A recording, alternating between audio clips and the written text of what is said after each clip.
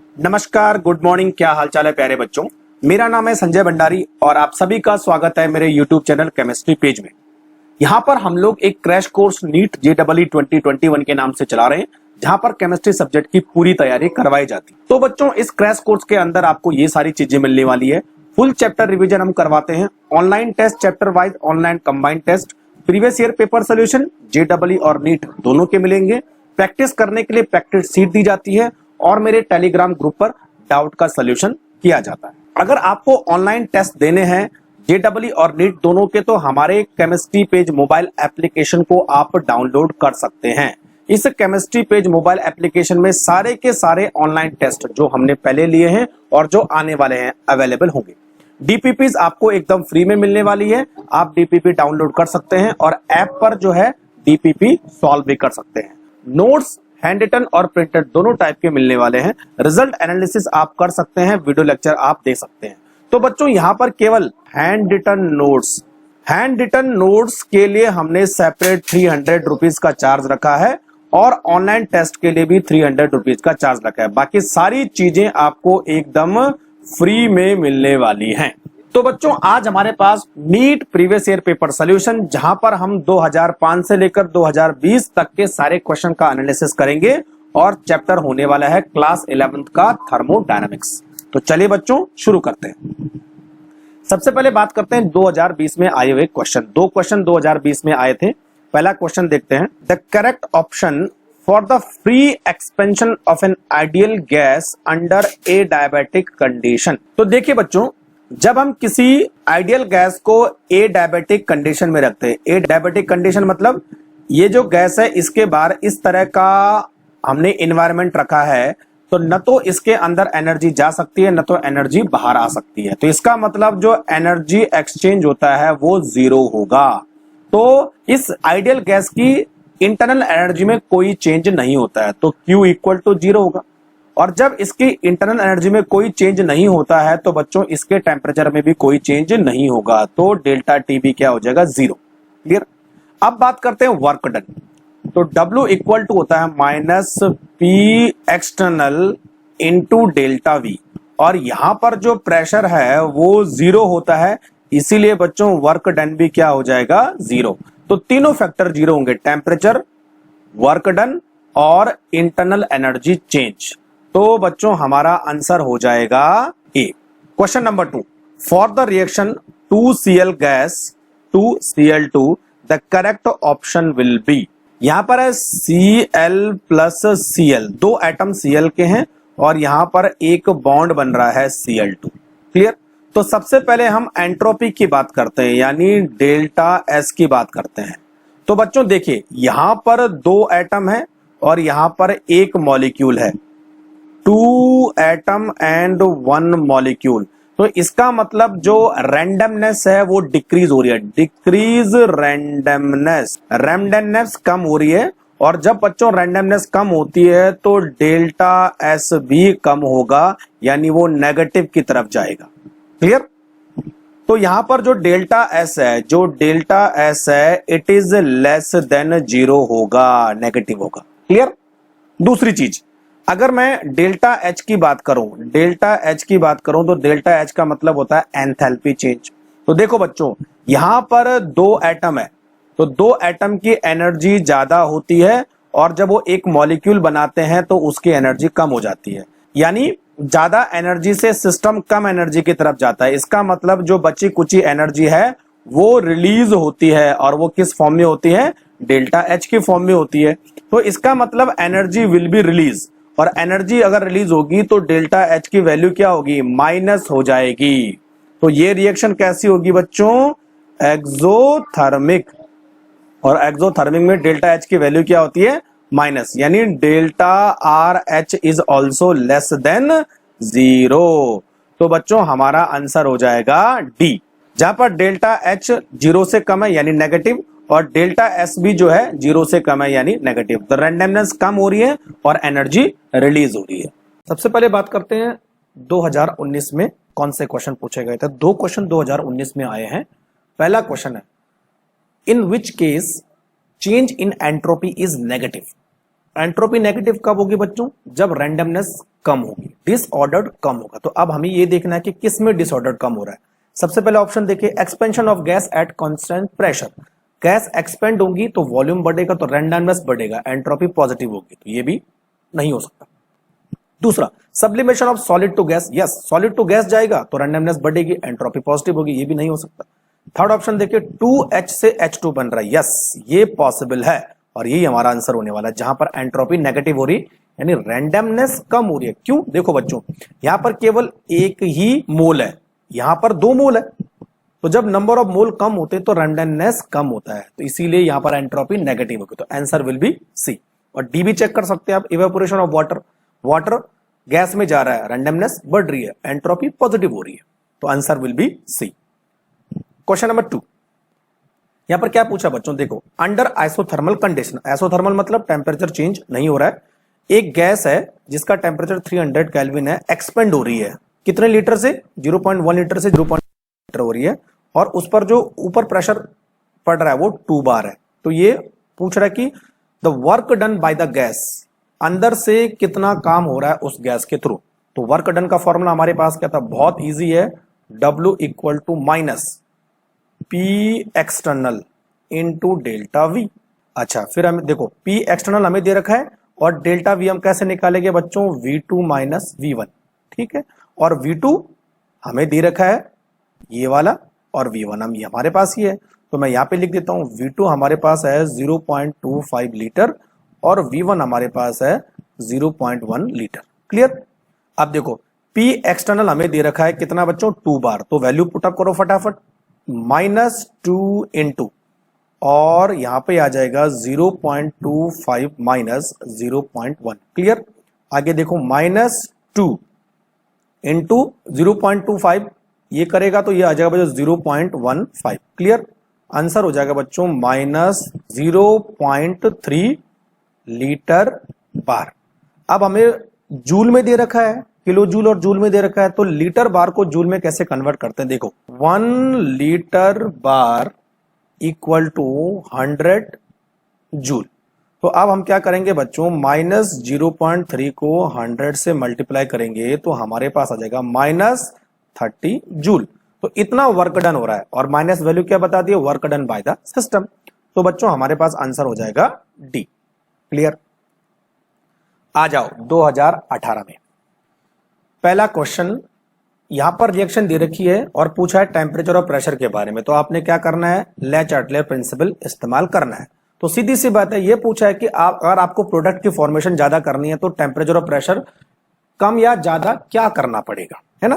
तो देखो बच्चों, रिएक्शन है एक्सोथर्मिक, है ना, एक्सोथर्मिक रिएक्शन है, तो ऑब्वियस सी बात है आपको टेम्परेचर कम रखना है, डिक्रीज द टेम्परेचर, तभी जाके जो इक्विलिब्रियम है वो राइट हैंड डायरेक्शन में शिफ्ट होगा। अब प्रेशर की बात आती है तो रिएक्टेंट के टोटल मोल कितने? 2, प्रोडक्ट के टोटल मोल कितने? 1। जहां मोल कम होते हैं, प्रेशर बढ़ाने से इक्विलिब्रियम वही शिफ्ट होता है, तो आपको हाई प्रेशर रखना पड़ेगा और लो टेम्परेचर रखना पड़ेगा। तो आंसर हो गया बच्चों C, low temperature and high pressure, तभी जाके आप X2 की फॉर्मेशन ज्यादा कर सकते हैं। इसको आप अमोनिया के केस में भी देख सकते हैं, N2 + 3S2 equal to 2NH3, तो वहां पर भी इस्तेमाल कर सकते हैं इसको आप। चलिए क्वेश्चन नंबर 2, ये पूछा है बच्चों, bond dissociation energy of X2, Y2 and XY, इनका रेशियो दे रखा है 1:0.5:1, और साथ में क्या दे रखा है? डेल्टा H, यानी हीट ऑफ रिएक्शन दे रखा है, किसके फॉर्मेशन की? XY के फॉर्मेशन की। कितना है? -200 किलो जूल पर मोल। तो अब ये पूछ रहा है the bond dissociation of X2 की बॉन्ड डिसोसिएशन एनर्जी कितनी होगी, कितनी ताकत हमें लगानी पड़ेगी, कितनी एनर्जी चेंज होगी जब X2 टूटेगा। तो सबसे पहले ऐसा क्वेश्चन में आप क्या करो, तो रिएक्शन लिखो। तो रिएक्शन कैसे लिखूंगी? यहां से लिख रहा हूं मैं, देखो 1/2 X2 ये गैस है, प्लस 1/2 Y2 ये भी गैस है, और हम क्या बना रहे हैं बच्चों? X और Y बना रहे हैं, ये भी गैस है। तो यहां पर जो एंथैल्पी चेंज है, यानी जो डेल्टा RH है उसकी वैल्यू नेगेटिव होगी, तो वो कितना है? माइनस, यहां माइनस में लगाओ, माइनस यहां लगाओ, 200 kilo joule per mole. Clear? अब देखो बच्चों, हमें इसकी एंथैल्पी निकालनी है X2 की, है ना? तो हमारे पास फॉर्मूला क्या है एंथैल्पी निकालने का? एंथैल्पी निकालने का फॉर्मूला है बच्चों delta RH, heat of reaction equal to summation of bond enthalpy, याद रखिए ना, बॉन्ड एंथैल्पी ऑफ रिएक्टेंट, तो मैं रिएक्टेंट को लिख रहा हूं R, clear, minus summation of bond enthalpy of product, product को मैं पी लिख रहा हूं। ये फॉर्मूला आपको याद रखना है हर किसी रिएक्शन का, क्लियर। अब देखो बच्चों, यहां पर मैं ये मान लेता हूं कि जो हमारे पास x2, y2 और xy है, उन सबकी बॉन्ड एंथैल्पी A है। x2, y2 एंड xy, इन सबकी बॉन्ड एंथैल्पी को मैं A मान लेता हूं, ठीक है, और रेशो नीचे दे रखा है। तो अब क्या करेंगे, देखो बच्चों, तो जो हमारे पास x2 की बॉन्ड एंथैल्पी वो आ जाएगी A इंटू 1, क्लियर। जो हमारे पास y2 की बॉन्ड एंथैल्पी वो आ जाएगी A इंटू 0.5, और जो हमारे पास xy की बॉन्ड एंथैल्पी वो आ जाएगी A इंटू 1, क्लियर हो गया। चलो अब आगे बढ़ो। अब जो है इस फॉर्मूले में आप सारी एंथैल्पी को रख दो, तो 1/2 इधर कर रहा हूं मैं ना, 1/2 इंटू A, x2 की बॉन्ड एंथैल्पी कितनी है A, प्लस 1/2 y2 की बॉन्ड एंथैल्पी कितनी है 0.5 A, क्लियर, इसको कर दो आप बंद, माइनस xy की बॉन्ड एंथैल्पी कितनी है A, तो A इंटू 1 हो जाएगा, तो A हो जाएगा A। Total bond enthalpy reaction की कितनी है -200 किलो जूल, ठीक है बच्चों। अब इसको आप सॉल्व करोगे तो कैसे आएगा, देखो A/2 plus A/4 minus A equal to -200, clear. Solve करोगे तो ये बच्चों ये आ जाएगा आपके पास 2A plus A minus 4A/4 equal to -200। तो अब ये निकल के आ जाएगा, देखो हमारे पास ये माइनस के 4A, ये प्लस के 2A हैं, तो माइनस के 4A में से प्लस के 2A निकल जाएंगे, तो माइनस के 2A बचेंगे। अब माइनस का 2A और प्लस का A, तो यानी A बचेगा, वो भी किसका, माइनस का। तो इस पूरे का जो सार है वो जाएगा -A/4 इक्वल टू -200।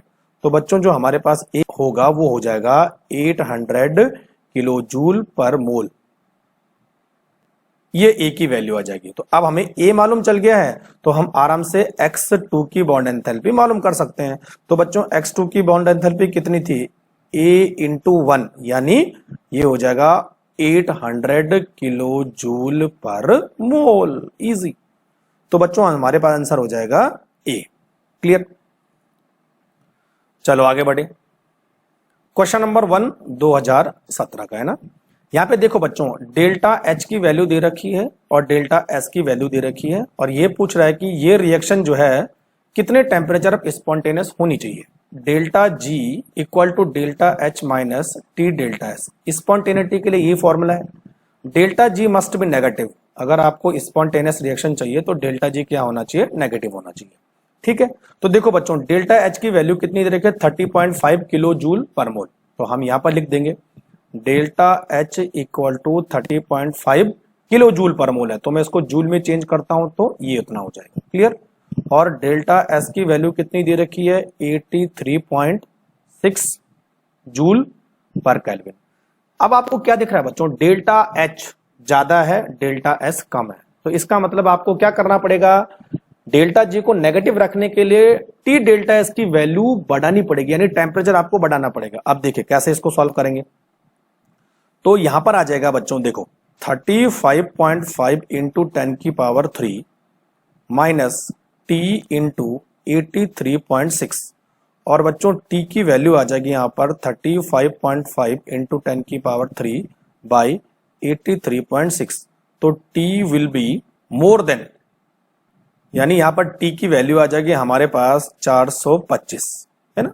तो इसका मतलब यह कि अगर आपको रिएक्शन स्पॉन्टेनियस रखनी है तो T की वैल्यू 405 डिग्री केल्विन से ऊपर ही होनी चाहिए, तभी जाके डेल्टा G नेगेटिव होगा।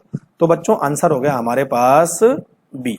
नेक्स्ट, यहां पर एक गैस है जो एक्सपेंड हो रही है, इंसुलेटेड कंटेनर, इंसुलेटेड कंटेनर इसका मतलब एनर्जी चेंज नहीं हो रही है, हीट एक्सचेंज नहीं हो रही है, और यहां पर एक प्रेशर दे रखा है जो 2.5 atm from the initial volume इतना और फाइनल वॉल्यूम इतना। तो बच्चों यहां पर क्या निकालना हमें, change in internal energy of gas in joule. तो बच्चों हमारे पास चेंज इन इंटरनल एनर्जी का फॉर्मूला होता है delta U equal to Q plus W, ऐसे होता है।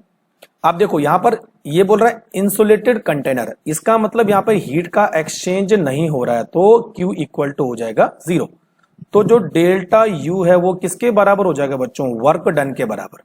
ये तो वाला जो डेल्टा U है वो किसके बराबर हो जाएगा, वर्क डन के बराबर। अब हमें वर्क डन निकालना है, तो आपको मालूम है W equal to minus P external into delta V। Clear. अच्छा डेल्टा V हम मालूम कैसे करेंगे, V2 माइनस V1 है ना। और बच्चों यहां पर V2 कितना है, V2 दे रखा है 4.5 और V1 कितना है हमारे पास 2.5 लीटर है ना। चलिए, और P एक्सटर्नल की वैल्यू कितनी दे रखी है 2.5 ATM। तो सारी वैल्यूज को आप पुटअप कीजिए, तो 2.5 इंटू 4.5 माइनस 2.5, क्लियर हो गया। और साइन तो माइनस रहेगा है ना बच्चों, उसको चेंज मत करना। तो माइनस 2.5 इंटू 2, तो ये आ जाएगा बच्चों माइनस 5.0। तो अब बच्चों हमारे पास आ गया 5.0 लीटर एटीएम है ना। अब हमें बच्चों लीटर को किसमें चेंज करना है, जूल में चेंज करना है। तो हम सब लोग जानते हैं 1 लीटर इक्वल टू 101.33 जूल। तो अब हम क्या करेंगे, माइनस 5.0 इंटू 101.33, तो यहां पर आ जाएगा बच्चों हमारे पास माइनस 505 जूल। ये तो आंसर हो जाएगा सी। अब आ जाओ क्वेश्चन नंबर 3 पर। The addition of catalyst during a chemical reaction alter which of the following quantities. तो कैटलिस्ट के एडिशन होने से किसी रिएक्शन की किस चीज पे फर्क पड़ता है, एक्टिवेशन एनर्जी पे फर्क पड़ता है बच्चों। एंथैल्पी, एंट्रोपी और इंटरनल एनर्जी कभी भी चेंज नहीं होती है। एक्टिवेशन एनर्जी यानी जो एनर्जी रिएक्शन करने के लिए चाहिए कैटलिस्ट के बाद, वो उसकी अमाउंट कम हो जाएगी, तो डिक्रीज एक्टिवेशन एनर्जी। तो आंसर हो जाएगा C. Question number 4, the correct thermodynamic condition for spontaneous reaction at all temperature.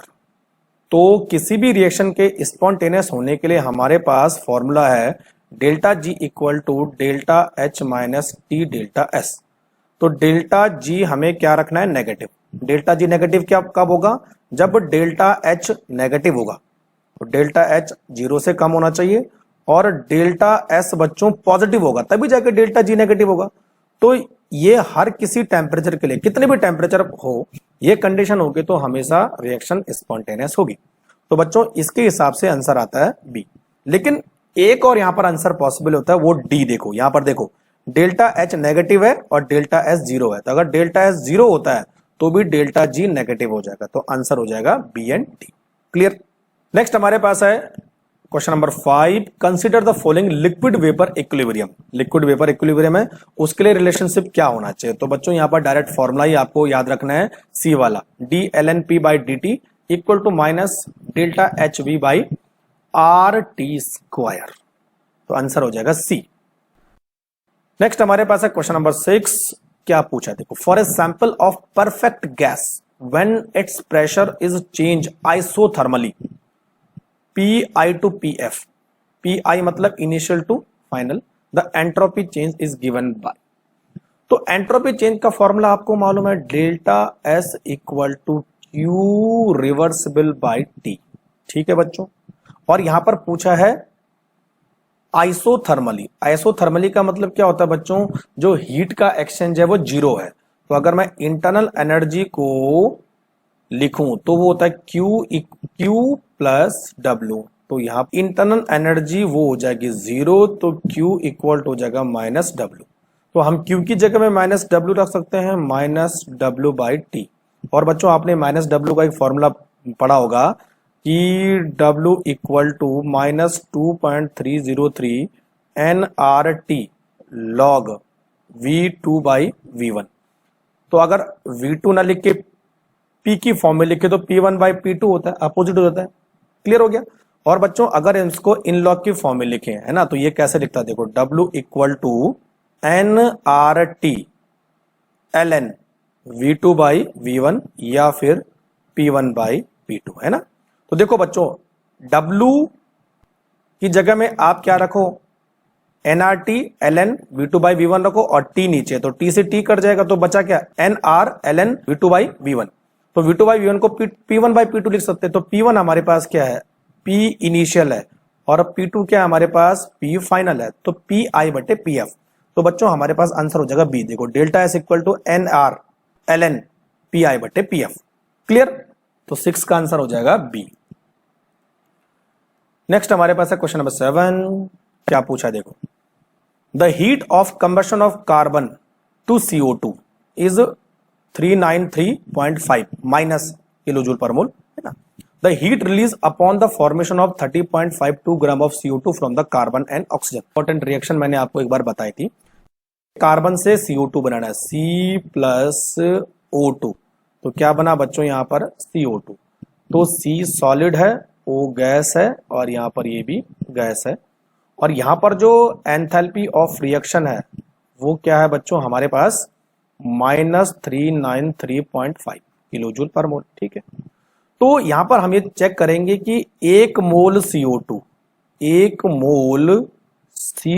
बनने में कितनी एंथैल्पी लग रही है, -393.5 किलो जूल पर मोल। और 1 मोल CO2 का वेट कितना होता है, 1 मोल CO2 का होता है 44 ग्राम। तो 44 ग्राम CO2 बनने में 393.5 किलो जूल पर मोल एंथैल्पी एक्सचेंज हो रही है। तो हमने 35 ग्राम के लिए निकाल ली है, तो बच्चों हमारे पास हो जाएगा -393.5 बाई 44 इंटू 35.2, तो जो भी एंथैल्पी आएगी वो 35.2 ग्राम के लिए हो जाएगी। तो हमारे पास बच्चों आंसर हो जाएगा -315 kilo joule per mole minus, तो आंसर हो जाएगा बच्चों ए। नेक्स्ट हमारे पास है क्वेश्चन नंबर 8।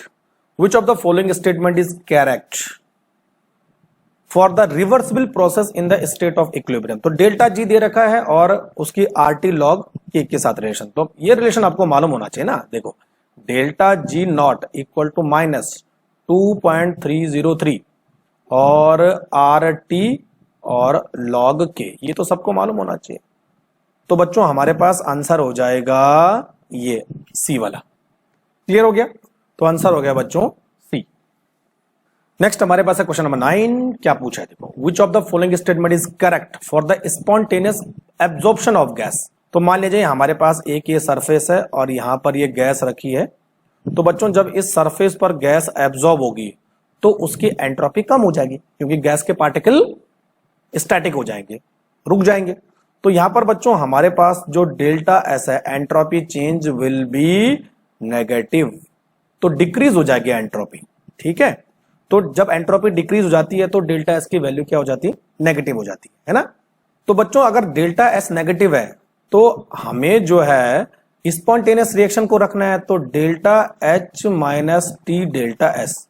अब बच्चों जब डेल्टा एस नेगेटिव हो गया तो यहां पे पूरी वैल्यू क्या हो जाएगी, पॉजिटिव हो जाएगी। तो डेल्टा एच को हमें क्या करना पड़ेगा, माइनस रखना पड़ेगा, ताकि डेल्टा जी क्या हो सके, माइनस हो सके, तभी जाके स्पॉन्टेनियस होगी। यानी डेल्टा जी के साइन को माइनस रखना है। आपने एंट्रोपी नेगेटिव कर दी तो नेगेटिव नेगेटिव मिलके क्या हो जाएगा, पॉजिटिव। तो बच्चों हमारे पास आंसर हो जाएगा B, delta S is negative and therefore delta H should be highly negative, तभी जाके वो डेल्टा जी को नेगेटिव कर पाएगा और रिएक्शन स्पॉन्टेनियस होगी। क्वेश्चन नंबर 10 देखिए बच्चों क्या दे रखा है, for the reaction X2O4 liquid 2XO2 gas, और इसके लिए इंटरनल एनर्जी चेंज दे रखा है 2.1 किलो कैलोरी, डेल्टा एस की वैल्यू भी दे रखी है और टेम्परेचर की वैल्यू भी दे रखी है। तो डेल्टा जी हमें निकालना है। तो डेल्टा जी के लिए हम फॉर्मूला क्या लिखते हैं, delta G equal to delta H minus T delta S, ठीक है बच्चों। तो देखो डेल्टा एस हमें यहां पर दे रखा है कितना है, 20 कैलोरी पर केल्विन, है ना बच्चों। और टी भी हमें दे रखा है कितना है, 300 केल्विन। लेकिन हमें अब डेल्टा एच निकालना है, तो डेल्टा एच कहीं दे रखा है लेकिन डेल्टा यू दे रखा है, तो डेल्टा यू के माध्यम से हम डेल्टा एच निकालेंगे। तो बच्चों देखो डेल्टा एच बराबर होता है delta U plus delta N G R T, ये फॉर्मूला आपने पढ़ा होगा, ठीक है।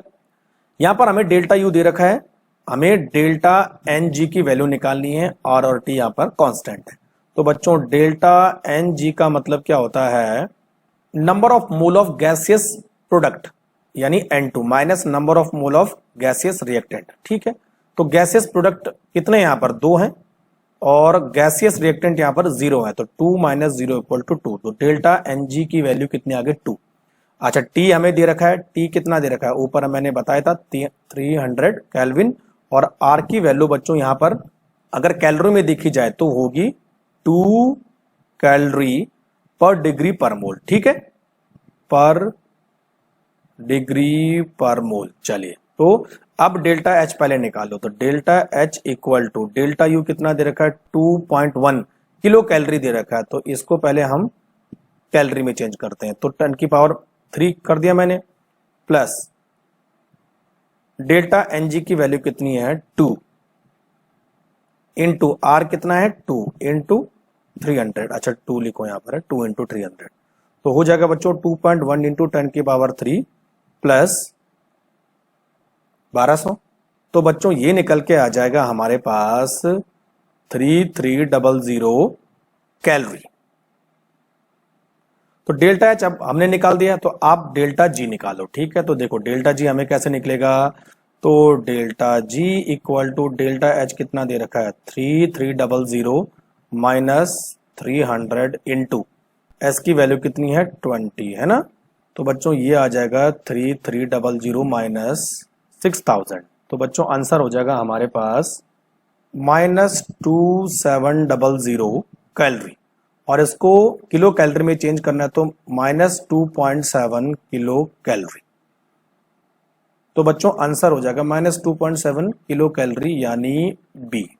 नेक्स्ट हमारे पास है क्वेश्चन नंबर 11। क्या पूछा देखो, for A given exothermic reaction Kp and Kp dash, the equilibrium constant at temperature T1 and T2 respectively, assuming that heat of reaction is constant in a temperature range between T1 and T2, it's readily absorbed at।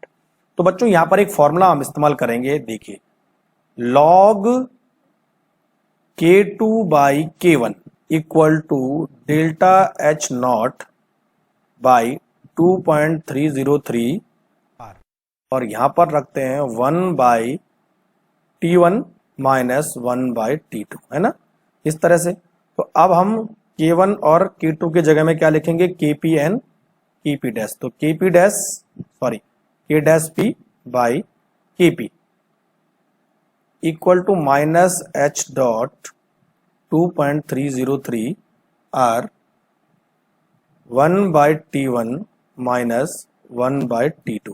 Clear. तो अब बच्चों देखो for exothermic reaction T2 must be T1। ठीक है, तो जब T2 must be T1 होगा तो जो डेल्टा H है वो क्या होना चाहिए, नेगेटिव होना चाहिए। ठीक है, तो जब डेल्टा H नेगेटिव होगा तो बच्चों जो K डैश P है वो कम होना चाहिए Kp से, Kp must be more than Kp dash.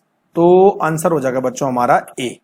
Question number 12, a reaction having equal energy of activation for forward and reverse reaction has. तो यहां पर क्या वैल्यू आनी चाहिए, देखो हम सबसे पहले एक ग्राफ बनाते हैं, ग्राफ के माध्यम से आप समझो।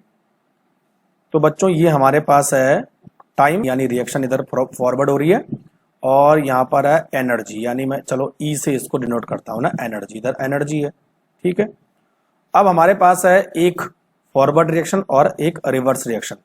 तो बच्चों देखो ये जो हमारे पास है एनर्जी, ये है energy activation of backward reaction, और ये हमारे पास पॉइंट है energy of activation of forward reaction. तो बच्चों यहां पर जो गैप बनता है, ये वाला जो गैप है वो उसको हम बोलते हैं डेल्टा एच, है ना। क्लियर। तो अब बच्चों देखो हमारे पास E A B equal to है E A F plus delta H. तो अब आप यहां पे देखोगे ई ए बी किसके बराबर है, ई ए एफ के बराबर है। तो बच्चों डेल्टा एच क्या हो जाएगा 0, अभी तो होगा ऐसा, तो हमारे पास आंसर हो जाएगा C. Question number 13, in which of the following reactions standard entropy change is positive and गिव्स फ्री एनर्जी चेंज, यानी स्टैंडर्ड गिव्स free energy change decrease sharply with increasing temperature. तो एंट्रोपी चेंज बच्चों यहां पर पॉजिटिव है, इसका मतलब रिएक्शन स्पॉन्टेनियस है और गिव्स फ्री एनर्जी की वैल्यू कम हो रही है, यानी रिएक्शन स्पॉन्टेनियस किस केस में होगी, जब हम टेम्परेचर बढ़ाएंगे। तो बच्चों हमने यहां पर देखो ध्यान रखना है, सबसे पहला ऑप्शन देखो, यहां पर एक सॉलिड है, यहां पर एक गैस है, यहां पर एक गैस है, ठीक है।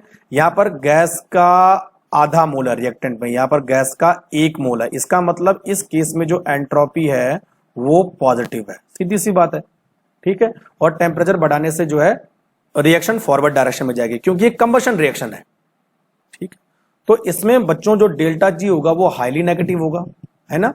तो यही हमारा आंसर होगा, क्लियर। बाकी देखो बी वाला, देखो बी में देखो बच्चों, यहां पर रिएक्टेंट में 2 गैस के मॉलिक्यूल है, एक आधा है और एक पूरा, यानी डेड है ना, 1.5 है, यहां केवल एक ही है, इसका मतलब एंट्रोपी यहां पर नेगेटिव हो रही है, कम हो रही है, तो ये पॉसिबल नहीं है। तीसरे में भी देखो बच्चों, यहां पर जो है सॉलिड है और यहां पर गैस है, तो एंट्रोपी यहां पर भी कम हो रही है। डी वाले में देखो बच्चों, यहां पर देखो, यहां पर आधा मोल गैस है और यहां पर भी आधा मोल गैस है, तो दोनों तरफ गैस के मोल बराबर है, इसका मतलब एंट्रोपी चेंज 0। तो केवल ए वाला ऑप्शन है जिसमें एंट्रोपी चेंज पॉजिटिव हो रहा है, तो वहां पर डेल्टा जी नेगेटिव होगा, क्लियर। तो आंसर हो जाएगा A. The enthalpy of fusion of water is 1.435 kilo calorie per mole. The molar entropy change for the melting of ice at 0 degree centigrade is. तो बच्चों हमने क्या निकालना है, मोलर एंट्रोपी चेंज यानी डेल्टा एस हमें मालूम करना है, और हमारे पास जो रिएक्शन है वो है H2O, लिक्विड से क्या बन रहा है, यहां पर H2O गैस बन रहा है, और इसकी जो हमने एंथैल्पी ऑफ फ्यूजन दे रखी है यानी डेल्टा एफ एच, वो कितना दे रखा है 1.435 किलो कैलोरी। तो इसको अगर कैलोरी में चेंज करेंगे तो 1.435 इंटू 10⁻³ कैलोरी, क्लियर हो गया। चलो तो डेल्टा एच हमें दे रखा है और डेल्टा एस हमें निकालना है, और टेम्परेचर भी दे रखा है। तो देखो बच्चों, delta S equal to delta H by T, ठीक है। तो डेल्टा एच की वैल्यू कितनी है 1.435 इंटू 10⁻³ बाई टी क्या कितना है 0 डिग्री सेंटीग्रेड यानी 273 केल्विन, है ना। तो बच्चों हमारे पास आंसर हो जाएगा 5.26 कैलोरी पर मोल पर केल्विन, 5.26 कैलोरी पर मोल केल्विन यानी सी, क्लियर। चलो अब आ जाओ 15 पर। Standard enthalpy of vaporisation for water at 100 degree centigrade is 40.66 kilojoule per mole. The internal energy of vaporization of water at 100 degree centigrade is कितनी होगी, है ना। क्या करना, हमने इंटरनल एनर्जी निकालनी है, और हमें बच्चों क्या दे रखा है, एंथैल्पी चेंज दे रखा है, ठीक है। तो सबसे पहले आप रिएक्शन लिखो, H2O लिक्विड है और आप लिक्विड में चेंज कर रहे हो, गैस में चेंज कर रहे हो। तो देखो बच्चों हमारे पास जो एंथैल्पी ऑफ वेपोराइजेशन है वो है delta VAPH equal to 40.66 kilo joule per mole, और इसको जूल पर मोल में कन्वर्ट करना है तो 40.66 10⁻³ से इंटू कर दो तो जूल पर मोल हो जाएगा, क्लियर। चलो तो अब हमारे पास क्या निकालना, हमने इंटरनल एनर्जी चेंज निकालना, ठीक है। और बच्चों टी की वैल्यू भी निकाल देते हैं, टी कितना हमारे पास 100 डिग्री सेंटीग्रेड, तो कितना हो जाएगा कैल्विन में 373 कैल्विन, क्लियर। अब देखो जो हमारे पास इंटरनल एनर्जी चेंज का फॉर्मूला था वो क्या था, delta H equal to delta U plus delta NGRT, इतना था, ठीक है। अब हमने क्या निकालना है, डेल्टा यू निकालना है, तो delta H minus delta NGRT ऐसा हो जाएगा, क्लियर। तो अब देखो बच्चों डेल्टा एच हमें दे रखा है ऊपर कितना है 40.66 इंटू 10⁻³ माइनस डेल्टा NG कैसे निकालना है, delta NG equal to gas के प्रोडक्ट माइनस गैस के रिएक्टेंट, है ना। तो N2 माइनस N1, तो N2 हमारे पास कितना है, देखो N2 है 1, N1 है 0, 1 माइनस 0 क्योंकि गैस के कोई रिएक्टेंट तो है नहीं, तो हो जाएगा 1, ठीक है।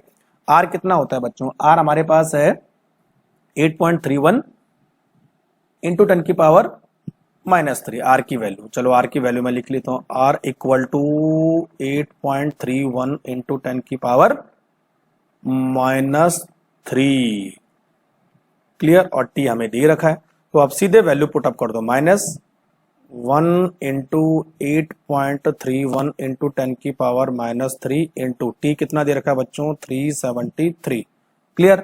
तो बच्चों जब इसको आप सॉल्व करोगे तो ये निकल के आ जाएगा +37.56 किलो जूल पर मोल। तो बच्चों हमारा आंसर हो जाएगा ए 16। If the enthalpy change for the transition of liquid water to steam is 30 kilojoule per mole at 27 degree centigrade, the entropy change बहुत इजी है। तो हमारा जो एंथैल्पी चेंज दे रखा है यानी डेल्टा एच है, और बच्चों ये क्या है, वेपोराइजेशन है ना, VAP, वो हमारे पास है 30 kJ पर मोल। इसको मोल जूल में चेंज करना, तो 30 इंटू 10 की पावर 3 जूल पर मोल है ना। और टी कितना दे रखा है 27, तो इसको केल्विन में चेंज करेंगे तो ये हो जाएगा बच्चों हमारे पास 300 केल्विन, ठीक है। डेल्टा एच और टी दे रखा है, तो delta S equal to delta VAPH by vaporisation है टी, तो हमारे पास आ जाएगा 30 इंटू 10 की पावर 3 बाई 300। तो बच्चों यहां पर आंसर आ जाएगा 100 जूल पर मोल केल्विन, क्लियर हो गया। तो आंसर हो जाएगा बच्चों हमारे पास सी। नेक्स्ट हमारे पास है क्वेश्चन नंबर 17, क्या पूछा देखो, एडियाबेटिक कंडीशन में कोई गैस एक्सपेंशन हो रही है, free expansion of gas, ideal gas under adiabatic condition. Adiabatic condition में हीट एक्सचेंज बच्चों 0 होता है, और यहां पर free expansion of ideal gas हो रहा है, तो इसका मतलब वर्क डन भी 0 होगा। और जब बच्चों हीट एक्सचेंज 0 होता है तो जो टेम्परेचर है उस पर भी कोई फर्क नहीं पड़ता, वो भी 0 होता है। तो सारे ऑप्शन देखो तो B will be the correct answer, clear. 18 enthalpy change for the reaction 4H2H2 is 869.6 minus में kilo joule per mole. The dissociation energy of HH bond, yes देखो HH बॉन्ड की डिसोसिएशन एनर्जी हमें मालूम करनी है, तो बहुत इजी हमारे पास है। तो आपको रिएक्शन क्या दे रखा है, देखो 4H gas 2H2 delta H equal to -896.6 kilo joule per mole, ठीक है। अब देखो ये 2H के लिए होगी, तो 2H के लिए होगी तो बच्चों हमारे पास H2 बनेगा, ठीक है। ये भी गैस, ये भी गैस, तो जस्ट आधी हो जाएगी ये, तो delta H equal to -896.6 by 2, तो ये हो जाएगी बच्चों हमारे पास 434.8 किलो जूल पर मोल, ठीक है, माइनस में है ना। अभी देखो अब हमने जो पता किया वो क्या, 2H गैस और हमने H2 मॉलिक्यूल बनाया, यानी एंथैल्पी ऑफ फॉर्मेशन, तो हमारी एंथैल्पी आई -434.8, ठीक है। अब हमें क्या निकालना है बच्चों, डिसोसिएशन एनर्जी निकालनी है, तो उल्टा कर दो इसे, यानी H2 गैस को हम डिसोसिएट कर रहे हैं 2H में, तो बच्चों जो एंथैल्पी चेंज है वो जस्ट पॉजिटिव हो जाएगा 3434.8, तो बच्चों हमारे पास आंसर हो जाएगा बी, पॉजिटिव हो जाएगी डिसोसिएशन एनर्जी, ठीक है। 19 the value of delta H and delta S for the reaction graphite को आप CO2 के साथ रिएक्शन कर रहे हो तो 2CO बन रहा है, और डेल्टा H की वैल्यू दे रखी है, डेल्टा S की वैल्यू दे रखी है, तो reaction will be spontaneous at, temperature पता करना है आपने। तो देखिए बच्चों डेल्टा H इक्वल टू हमारे पास है 170 किलो जूल पर मोल, तो इसको जूल में चेंज करो, 170 इंटू 10 की पावर 3 जूल पर मोल हो जाएगा, और डेल्टा S हमें दे रखा है 170 जूल पर केल्विन, ठीक है। तो अब हमें क्या निकालना है, ये देखना है कि टेम्परेचर की वैल्यू कितनी होनी चाहिए, तो हमारे पास फॉर्मूला है delta G equal to delta H minus T delta S, clear हो गया, ठीक है। तो स्पॉन्टेनियस रिएक्शन के लिए हमें डेल्टा G को क्या रखना पड़ेगा, नेगेटिव रखना पड़ेगा, क्लियर हो गया। Delta G should be negative. तो डेल्टा एच कितना हमारे पास है 170 इंटू 10⁻³ माइनस टी 170। तो बच्चों टी हो जाएगा 170 इंटू 10⁻³ बाई 170, यानी हमारा जो टी है वो 1000 डिग्री केल्विन से ज्यादा होना चाहिए। तो आंसर हो जाएगा बच्चों सी। Question number 20। यहां पर आपको अलग अलग तरह की बॉन्ड एनर्जी दी रखी है, H H, C double bond C, C single bond C, C H. Clear. और यहां पे हमें क्या करना है, इस रिएक्शन की एंथैल्पी चेंज निकालनी है। ठीक है, तो बच्चों देखो रिएक्शन ये रही। तो सबसे पहले हमारे पास जो फॉर्मूला है वो है हमारे पास enthalpy of reaction equal to summation of bond energy of reactant, यानी मैं लिखूंगा bond energy of all reactant minus summation bond energy of all product. तो प्रोडक्ट एक ही है लेकिन रिएक्टेंट हमारे पास दो है। ठीक है बच्चों, अब देखो कितने कितने टाइप की हमारे पास बॉन्ड एनर्जी है। तो मैं यहां पे लिखूंगा इक्वल टू, तो सबसे पहले देखो यहां पर बॉन्ड एनर्जी है एच एच की। ठीक है, फिर बॉन्ड एनर्जी देखो यहां पर C H C H C H C H, 4 C H bond है।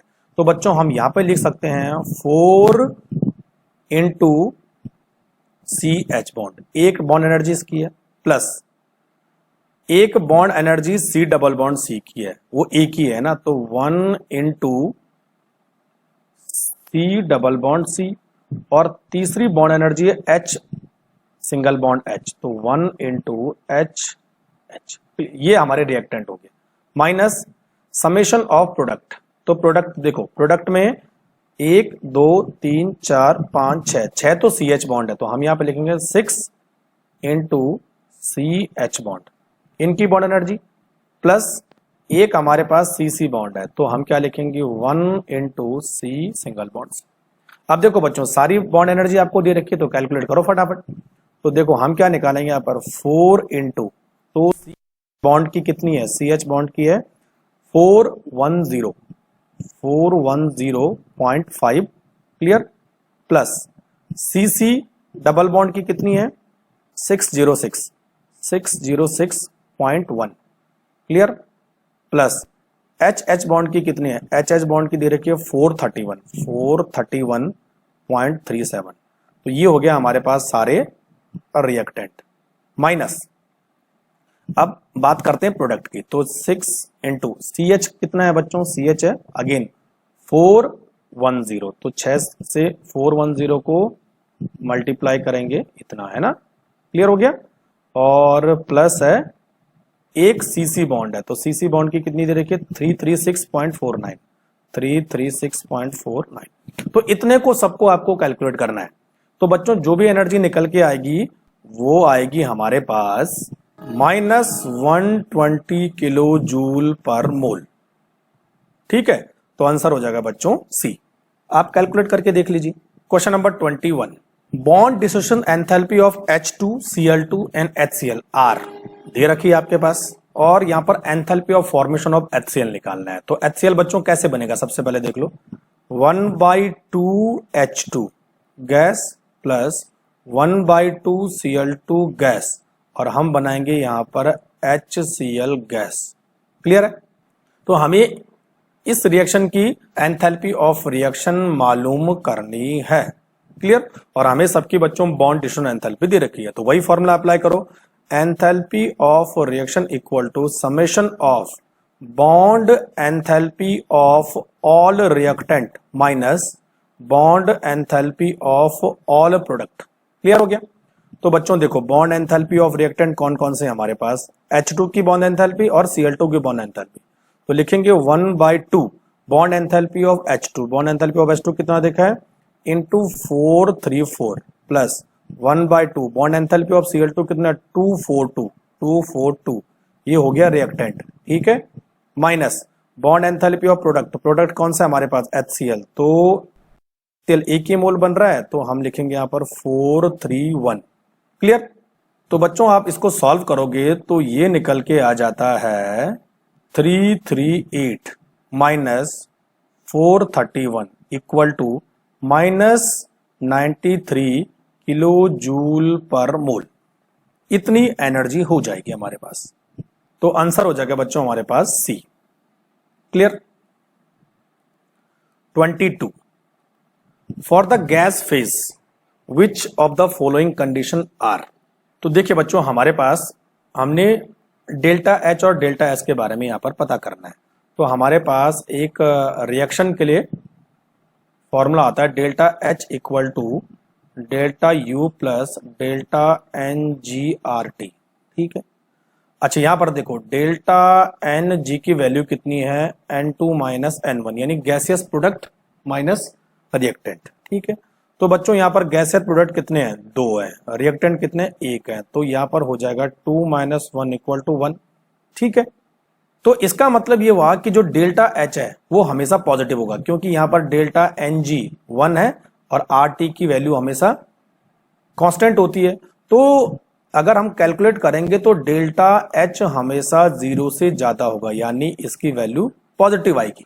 तो बच्चों अब हमें रिएक्शन को स्पॉन्टेनियस करना है। तो ये रिएक्शन स्पॉन्टेनियस तभी होगी जब डेल्टा एस क्या होगा, पॉजिटिव होगा, तभी जाके हमारे पास डेल्टा जी नेगेटिव होगा, है ना। स्पॉन्टेनियस के लिए हमें डेल्टा जी नेगेटिव चाहिए। तो डेल्टा एस तो हमारा पहले से पॉजिटिव है, तो इसका मतलब ये हाईली पॉजिटिव होना चाहिए।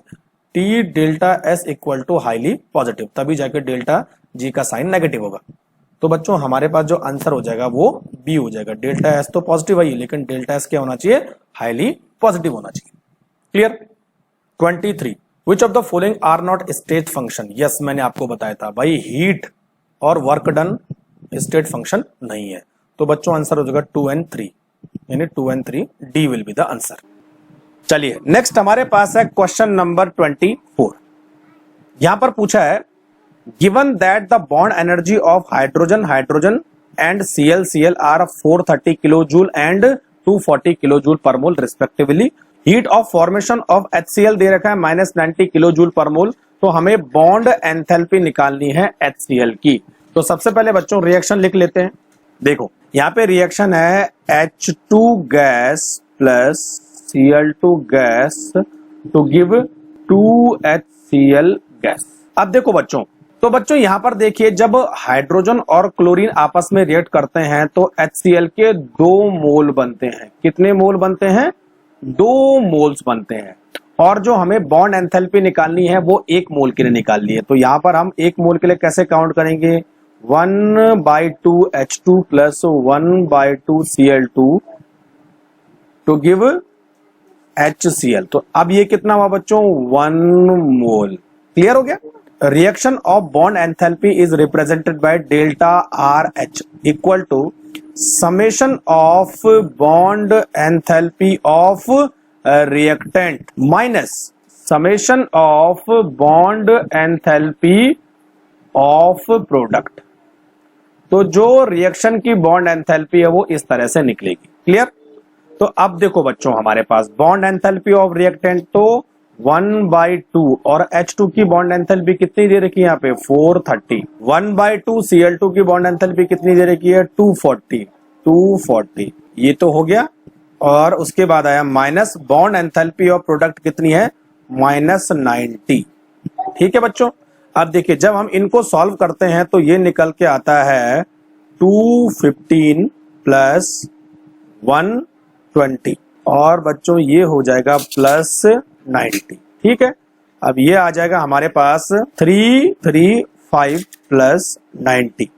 तो बच्चों ये हो जाएगा हमारे पास 425 किलो जूल पर मोल। तो आंसर हो जाएगा हमारा सी, 425 किलो जूल पर मोल।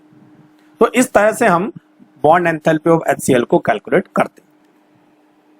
अगर बच्चों आप केमिस्ट्री सब्जेक्ट की पूरी टेस्ट सीरीज देना चाहते हैं, पिछली वाली और जो अपकमिंग टेस्ट सीरीज है वो हमारे केमिस्ट्री पेज मोबाइल एप्लीकेशन में अवेलेबल है। वहां से आप सारी की सारी टेस्ट सीरीज दे सकते हैं मात्र 300 रुपए देकर। नेक्स्ट हमारे पास है क्वेश्चन नंबर 25। क्या पूछा है देखिए, यहाँ पर पूछा है बहुत सारी रिएक्शन दे रखी है, उनकी एंथैल्पी दे रखी है x2 करके दे रखा है, x1 x2 x3 and x4।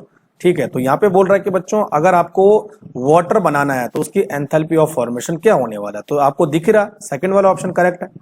H2 plus half O2 equal to H2O liquid.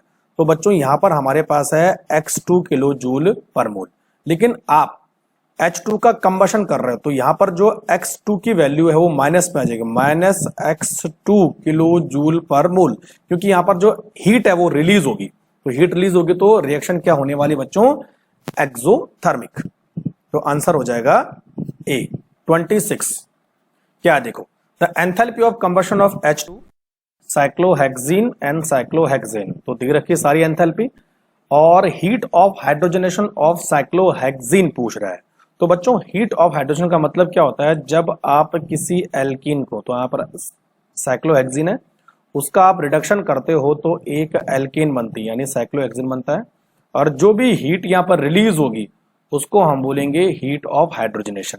तो यहां पर बच्चों डेल्टा एच की वैल्यू क्या होने वाली है, माइनस होने वाली है। तो जो भी वैल्यू आ गई माइनस डेल्टा एच में आ गई, क्योंकि हीट रिलीज होगी यानी एक्सोथर्मिक रिएक्शन है। क्लियर। तो अब हमने यहां पर फॉर्मूला क्या लगाना, delta R H equal to summation of bond enthalpy of all reactant minus summation of bond enthalpy of all product. Clear. तो रिएक्टेंट क्या हमारे पास साइक्लोहेक्सीन है, तो साइक्लोहेक्सीन की बॉन्ड एंथैल्पी कितनी दे रखी है, साइक्लोहेक्सीन की दे रखी है बच्चों यहां पर -3800। क्लियर। प्लस उसके बाद हाइड्रोजन की बॉन्ड एंथैल्पी कितनी दे रखी है यहां पर -241। क्लियर। उसके बाद माइनस प्रोडक्ट की बॉन्ड एंथैल्पी कितनी है, यानी साइक्लोहेक्सेन की है हमारे पास -3920। क्लियर हो गया। यहां पर बच्चों आ जाएगा हमारे पास -4041 और उधर हो जाएगा +3920। क्लियर। तो बच्चों हमारे पास आंसर आ जाएगा -121 किलो जूल पर मोल। तो आंसर हो जाएगा बच्चों हमारे पास ए 27। The enthalpy and entropy change for the reaction. Enthalpy change इतना दे रखा है, एंट्रोपी चेंज इतना दे रखा है, और ये पूछ रहा था temperature at which the reaction will be in equilibrium. यहां पर इक्विलिब्रियम पूछ रहा है। तो देखो बच्चों हमारे पास फॉर्मूला है delta G equal to delta H minus T delta S. ठीक है। तो डेल्टा जी इक्विलिब्रियम पे क्या होगा, जीरो होगा। तो हमारे पास देखो zero equal to delta H minus T delta S. इसका मतलब क्या हुआ, टी डेल्टा एस है वो किसके बराबर है, डेल्टा एच के बराबर है ना। तो अब हमें यहाँ पर टेम्परेचर निकालना है, temperature equal to delta H by delta S. ठीक है। तो डेल्टा एच कितना दे रखा बच्चों, 30 किलो जूल, 30 इंटू 10⁻3। ठीक है। और डेल्टा एस कितना दे रखा, 105। तो बच्चों यहाँ पर आंसर हो जाएगा 285.7 केल्विन। तो आंसर हो जाएगा बच्चों ए 28। Assume each reaction is carried out in an open container for which reaction will be delta H equal to delta E। तो delta H equal to delta E का मतलब इंटरनल एनर्जी चेंज। तो formula होता है delta NGRT, और delta E और delta H कब बराबर होगा, जब डेल्टा NG क्या होगा, जीरो होगा। ये तो होगा ना। ठीक है बच्चों। तो डेल्टा NG जीरो कब होगा, जब हमारे पास रिएक्टेंट और प्रोडक्ट सेम होंगे, यानी N2 minus N1 equal to zero. ये तो हुआ। तो जब N2 और N1 के बराबर हो जाएगा, रिएक्टेंट एंड प्रोडक्ट बराबर होगा, तो डेल्टा NG की वैल्यू जीरो होगी, यानी RT मिला के जीरो हो जाएगा। तो हमारे पास डेल्टा H किसके बराबर हो जाएगा, डेल्टा E के बराबर हो जाएगा, है ना। तो अब देखो बच्चों, तो अगर आप सारे ऑप्शन को ध्यान से पढ़ोगे तो यहां पर जो ए वाला ऑप्शन है वो करेक्ट है। देखो यहां पर 1 मोल और 2 मोल, यानी 2 मोल रिएक्टेंट है, यानी N1 2 मोल है, और 2 ही मोल यहां पर प्रोडक्ट भी है, यानी N2 भी 2 मोल है। तो यहां पर N1 और N2 की वैल्यू क्या हो जाएगी, जीरो हो जाएगी। तो डेल्टा एच और डेल्टा ई बराबर हो जाएगा। देखो तो आंसर हो जाएगा बच्चों ए 29। Identify the correct statement for change of Gibbs free energy for a system at constant temperature and pressure। Temperature और प्रेशर कांस्टेंट है, तो गिब्स फ्री एनर्जी का चेंजेस स्पॉन्टेनियस रिएक्शन के लिए क्या होना चाहिए बच्चों, तो देखो पहला ऑप्शन पढ़ो, if delta G more than zero the process is spontaneous, ये भी गलत है, delta G less than zero होना चाहिए, नेगेटिव होना चाहिए। दूसरा, if delta G equal to zero the system attend equilibrium, ये सही है, कंसिडर करो अभी से। C, if delta G equal to zero system will still moving in a particular direction, ये गलत है। चौथा देखो, if delta G less than zero the process is not spontaneous, ये भी गलत है। तो हमारा ऑप्शन हो गया बच्चों बी, डेल्टा जी अगर जीरो होगा तभी जाके सिस्टम इक्विलिब्रियम में रहेगा। 30, the absolute enthalpy of neutralisation of reaction. तो मैंने आपको एंथैल्पी ऑफ न्यूट्रलाइजेशन में ये बताया था, जब कोई स्ट्रॉन्ग एसिड और स्ट्रॉन्ग बेस आपस में जो है एक सॉल्ट बनाते हैं और प्लस वाटर को रिमूव करते हैं, तो उसकी जो एंथैल्पी चेंज होती है वो -57.1 किलो जूल पर मोल होती है, strong acid and strong base. इसके अलावा बच्चों अगर कोई वीक बेस स्ट्रॉन्ग एसिड हो या वीक एसिड स्ट्रॉन्ग बेस हो, तो उसकी जो एंथैल्पी चेंज है वो 57.1 से कम ही होने वाली है। ठीक है, तो देखो यहां पर HCl तो स्ट्रॉन्ग एसिड है लेकिन MgO वीक बेस है, और MgO बच्चों वीक बेस होने की वजह से इसकी एंथैल्पी 57.1, इन्होंने 57.3 दिया है, चलेगा। आंसर होना चाहिए हमारा A, less than -57.3 kilo joule per mole. Clear. 31, at which of the following pairs of chemical reaction is certain to result in the spontaneous। spontaneous के लिए क्या होना चाहिए, एक्सोथर्मिक होना चाहिए ना, एक्सोथर्मिक यानी माइनस, और डेल्टा एस क्या होना चाहिए, पॉजिटिव होना चाहिए, यानी एंट्रोपी बढ़नी चाहिए, यानी डिसऑर्डर बढ़ना चाहिए। तो आंसर हो जाएगा बच्चों देखो सी, एक्सोथर्मिक एंड इंक्रीजिंग डिसऑर्डर, तभी जाके reaction spontaneous. Question number 32, A reaction occur spontaneous if, spontaneous कब होगी, जब बच्चों रैंडमनेस बढ़ेगा और एंथैल्पी चेंज नेगेटिव होगा। तो हम बात करेंगे delta G equal to delta H minus T delta S. तो बच्चों डेल्टा एच क्या होना चाहिए, जीरो से कम होना चाहिए, और टी डेल्टा एस जीरो से ज्यादा होना चाहिए। तो यहां पर देखो डेल्टा एच पॉजिटिव है, वो भी डेल्टा एस से ज्यादा है, तो यहां पर डेल्टा जी का साइन पॉजिटिव हो जाएगा। दूसरा ऑप्शन देखो, डेल्टा एस ज्यादा है और डेल्टा एच कम है, लेकिन दोनों पॉजिटिव है, यस, डेल्टा एस पॉजिटिव होने की वजह से डेल्टा जी का साइन नेगेटिव हो जाएगा। तो बच्चों आंसर हो जाएगा B. Question number 33, the work done during the expansion of a gas from volume of 4 dm³ to 6 dm³ against constant external pressure, pressure दे रखा है, आपको वर्क डन मालूम करना है। तो W इक्वल टू होता है -P एक्सटर्नल डेल्टा V, और डेल्टा V बच्चों हमें दे रखा है V2 माइनस V1। तो V2 कितना हमारे पास 6 लीटर, माइनस V1 कितना है 4 लीटर। ठीक है बच्चों, तो यहां पर आ जाएगा 2 लीटर, V2 माइनस V1।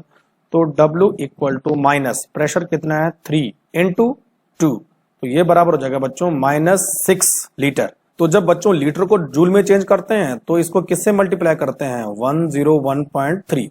तो बच्चों हमारा आंसर हो जाएगा -608 जूल, यानी B. Question number 34, considering entropy as a thermodynamic parameter, the criteria for the spontaneously of the any process. तो बच्चों स्पॉन्टेनियस तभी होगी जब डेल्टा एस की वैल्यू पॉजिटिव होगी, है ना, और डेल्टा एस की वैल्यू पॉजिटिव कब होगी, जब सिस्टम और सराउंडिंग जो है जीरो से ज्यादा होगा। तो आंसर हो जाएगा ए, कुछ सोचना ही नहीं इसमें। नेक्स्ट हमारे पास है क्वेश्चन नंबर 35। देखो बच्चों क्या पूछा है, standard enthalpy and standard entropy change for the oxidation of ammonia, delta S और डेल्टा एच की वैल्यू हमें दे रखी है, स्टैंडर्ड गिव्स free energy for the same reaction हमने निकालनी है। ठीक है, तो देखो बच्चों हमारे सबसे पहले हम फॉर्मूला लिखते हैं, delta G equal to delta H minus T delta S. Clear. अब देखो डेल्टा एच हमें दे रखा है कितना है, डेल्टा एच हमारे पास है -382.64, और ये बच्चों किलो जूल में दे रखा है, तो मैं इसको जूल में चेंज करता हूं, इतना हो गया। और डेल्टा एस हमारे पास है -145, है ना, 145.6 जूल। क्लियर। अब जो टेम्परेचर है वो भी दे रखा है हमारे पास 298 केल्विन। क्लियर। तो तीनों वैल्यू हमारे पास दे रखी है। अब हमें सीधा डेल्टा जी निकालना है। तो देखो delta G equal to delta H कितना है -382.64 माइनस टी कितना है 298 इंटू एस कितना है हमारे पास -45.6। ठीक है बच्चों, इस पूरे को अगर आप कैलकुलेट करोगे तो हमारे पास जो वैल्यू आएगी वो आएगी -339.3 किलो जूल पर मोल।